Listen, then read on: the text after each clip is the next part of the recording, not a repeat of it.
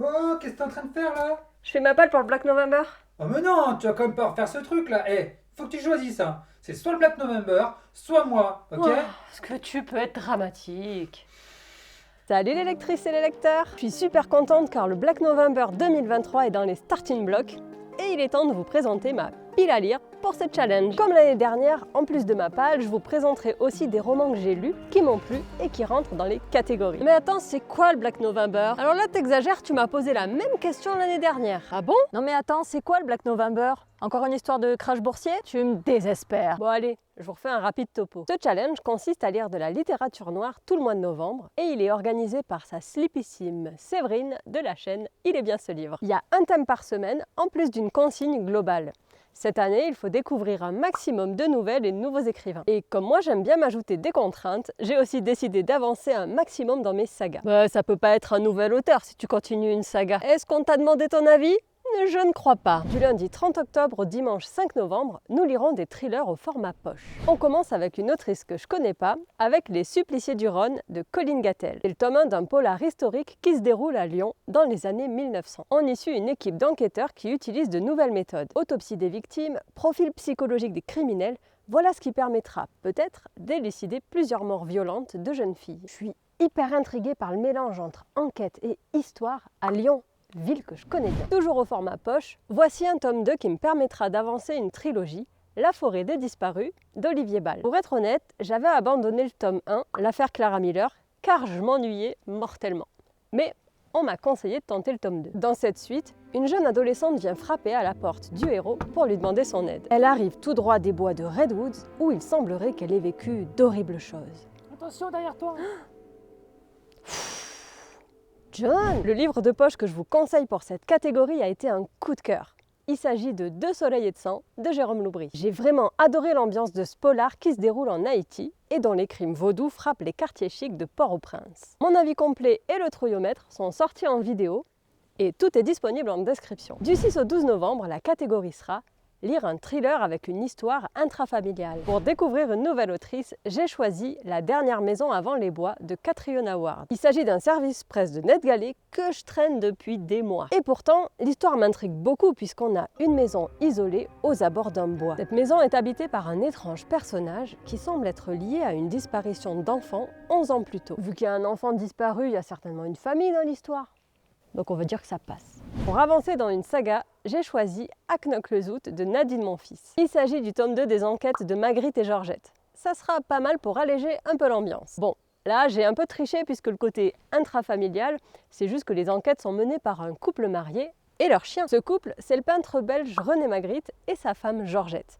J'avais adoré ces personnages inspirés de personnes réelles dans le tome 1. Ce tome 2 se déroule au bord de la mer du Nord et j'ai hâte de découvrir l'enquête dans laquelle ils vont s'embarquer. Alors j'ai bien réfléchi et parmi les romans que j'ai déjà lus, j'ai sélectionné Les Jumeaux de Piolenc de Sandrine Détombe. Lorsque des jumeaux de 11 ans disparaissent en 1989, la vie de leur famille est bouleversée. En 2018, l'affaire connaît un nouveau tournant et croyez-moi, vous vous attendez pas à ça. Vous l'aurez compris, j'ai beaucoup aimé ce polar, malgré ses quelques invraisemblances. Je vous laisse retrouver mon avis détaillé dans cette vidéo. Du 13 au 19 novembre, on devra lire un thriller dont le titre n'a qu'un seul mot. Et attention, c'est ni 2 ni 3. Pour cette catégorie, j'ai décidé d'aller vers Paternoster de Julia Richard. Je sais pas du tout ce que fait l'autrice, donc c'est une occasion de la découvrir. Dans ce récit, une jeune fille modeste rencontre les parents de bonne famille de son compagnon. Mais apparemment, ce temps en famille va pas se dérouler exactement comme elle l'avait imaginé. De ce que j'en sais, il y a une part de fantastique et un côté vraiment étrange. J'espère que ça sera pas trop malaisant par contre. Pour le Black November 2022, j'avais lu Syndrome E de Franck Tillier. Donc c'était logique de mettre la suite cette année. Et ça tombe bien car le titre ne contient qu'un seul mot, Gattaca. Le tome précédent s'arrêtait sur un cliffhanger, donc je vous en dirai pas plus car sur cette chaîne on ne spoil pas, etc. On en parle de ta dernière vidéo où tu spoil tout le chuchoteur? Le livre que je vous conseille pour cette catégorie est Solitude de Nico Takian. Derrière ce titre simple se cache une enquête au cœur du majestueux Vercors. L'ambiance était glaçante et oppressante à souhait.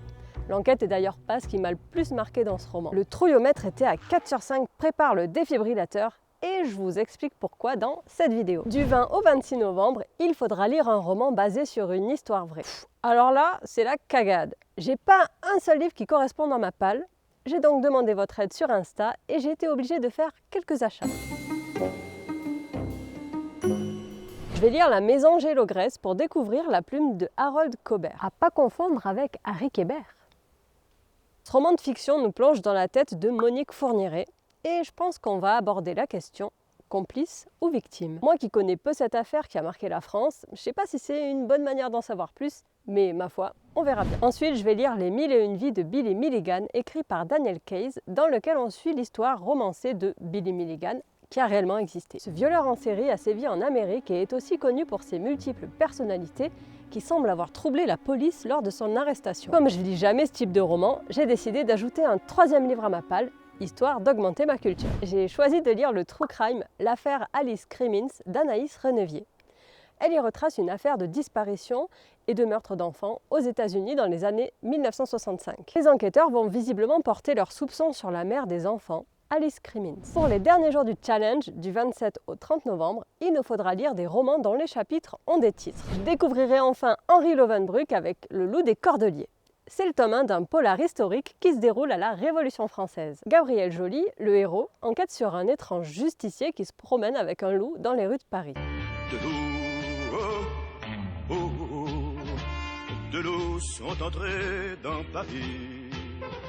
Et en chemin, il rencontrera apparemment de nombreux personnages qui ont marqué notre histoire de France. Ensuite, la trilogie que je vais avancer est de Michael Connelly avec un tome 2, L'Épouvantail. C'est la suite du Coët pour lequel j'avais eu un gros coup de cœur. Dans cette suite, notre journaliste remet en question la culpabilité d'un jeune dealer meurtrier. Mais j'espère surtout avoir des réponses aux questions laissées en suspens dans le tome 1. Et on termine sur une suggestion un poil autocentrée, car figurez-vous que mon roman, Le Crépuscule d'Aurore, est un polar dont les chapitres ont des titres. Alors qu'Aurore retrouvait des amis en Nouvelle-Calédonie, rien ne laissait présager qu'elle ne se présenterait pas à l'aéroport au moment de repartir. Pleine de joie de vivre, personne n'imaginait que son sourire pouvait un jour disparaître. L'enquête menée par la police de Nouméa vous fera découvrir les secrets d'Aurore, tout en vous faisant voyager en Nouvelle-Calédonie. Comme l'année dernière, il y aura un petit reportage réalisé par la chaîne Slip 3 qui portera sur mon expérience du Black November 2023. Mais alors surtout, dites rien à John, il n'est pas au courant. Par contre, pensez à vous abonner pour pas louper la vidéo qui sortira début décembre. A très bientôt. Ciao. Je fais ma palle pour le Black November. Ah, tu vas pas encore faire ce truc là. Faut choisir, c'est toi ou c'est... Oh, ce que tu peux être dramatique.